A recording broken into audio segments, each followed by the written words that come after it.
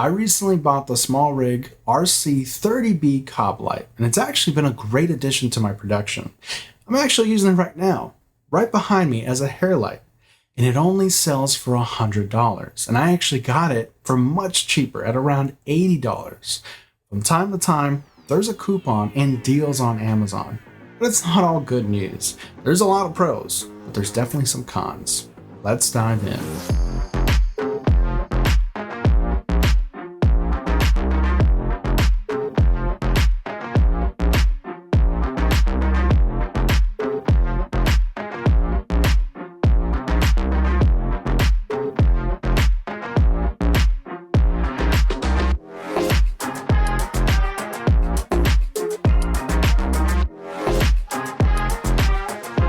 Okay, let's start off with some of the features. The RC30B video light uses Smallrig's latest COB technology, offering 30 watts of bicolor technology. The only adjusting that you have to do is the multi-threaded focus ring on the body, which can allow stepless adjustments from 15 degrees to 60 degrees to achieve whatever accurate illumination that you want. Now, within the illuminated light area, the light is uniform and natural. There's no light spots, no dark areas, and there's also no aperture ghosting to ensure no flickering effects in your footage. The light is advertised as rendering an index of CRI 96+ and a TLCI of 96+, which can theoretically truly restore the color of objects. Now, I didn't find that completely true, and we'll talk about it a little bit later. The color temperature ranges from 2600 Kelvin to 6500 Kelvin, and the maximum luminescence is close to about, 10,900 lux at 1 meter. And I think that's actually 43,400 lux at around like half a meter at 15 degrees or something like that. But basically, it's also featuring a customized double-coated optical lens, which allows the light to transmit at about a 98% coverage. Now, the RC30B features intelligent memory brightness and color temperature functions, which basically means if you shut it off, it remembers the settings that you left it at. There is an independent CCT/INT adjustment knob on the side of the light body, which can quickly adjust the color temperature and illuminations. So basically, you have onboard controls to help you adjust it and fine-tune it to the color temperature that you want, which is a nice feature. But more importantly, at least to me, and this is how I use it, it does feature a designed locking power cable for a more secure fit, and this is pretty important to me. It also has included barn doors, which we'll get to in a second. So let's talk about the pros and cons. So let's start off with the pros. For the price, it's an excellent light. I mean, it has so many use cases. It's very lightweight. It's easy to travel with. It only comes in at like 220 by 205 by 105 millimeters. And I'll put some conversions on the screen.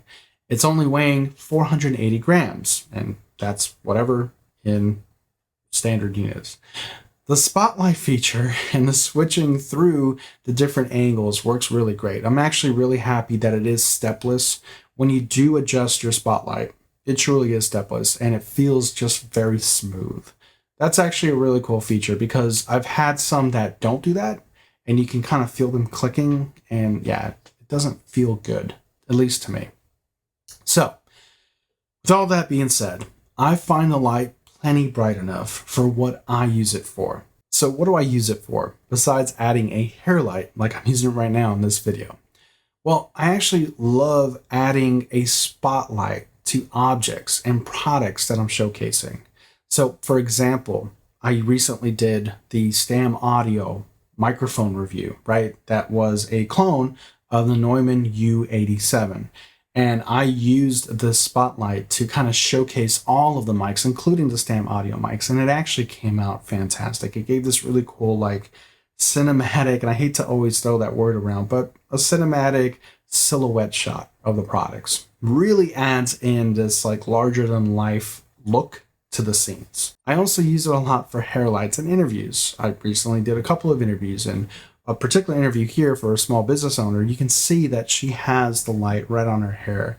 And she loved that look, actually. She was looking at the monitor and saying, yeah, move it a little bit here and there. And I'm totally okay with that. At the end of the day, it's whatever the client wants.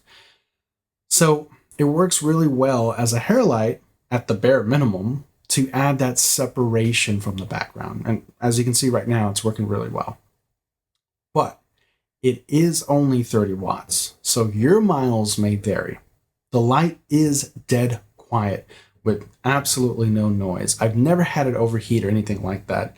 And there's times, specifically on client shoots, where it's running for like 3-4 hours plus, and it's fine. It's not overheating, no issues whatsoever. Okay, now let's talk about some of the cons. This is definitely a cheap plastic build. Nothing on here screams robust or quality. If this thing ever fell, I'm sure it would shatter. The included barn doors are constantly falling off. There's no remote control or app control, and I find the color temperatures to be kind of slightly off. I can't quite put my finger on it, but I've learned to work with it and adjust as needed. But maybe I just got a bad unit because I was kind of looking at all the reviews and no one was really complaining about the color temperature. Sometimes it makes objects kind of look like they're tinted at certain color temperatures. And at least with my results, almost any other color temperature besides like 5400, 5500 Kelvin, I kind of see this like weird slight tint. Can't describe it. You can see it in some of the microphone shots that I was talking about, but generally speaking, there seems to be some inaccuracies. Just wanted to point it out. It's not a big deal. I've learned to kind of just adjust and move up a Kelvin or two to get my desired look. It could be my eyes, or it could be this room. I mean, it's hard to really pinpoint. It could be other lights, but I mean, it's the only light that I've introduced to my setup, and I started seeing a different tint. You kind of know, right? When you have a setup and you've always used it and you always have it dialed in, when it changes, you kind of look around and go, all right, what changed? So overall, I would definitely buy this light again if it was lost or stolen, but I expect more on the build quality and the color accuracy from Smallrig. Most of the things that I buy from Smallrig has a standard that I expect from them. They always have been known for providing cost-friendly things at a great mid-tier quality for professionals and semi-pros alike.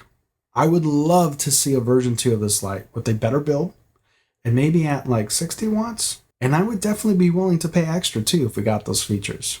That's it for me, guys. I hope you found this video informative, and if you did, please consider subscribing and joining our channel memberships. I'll catch you on the next video.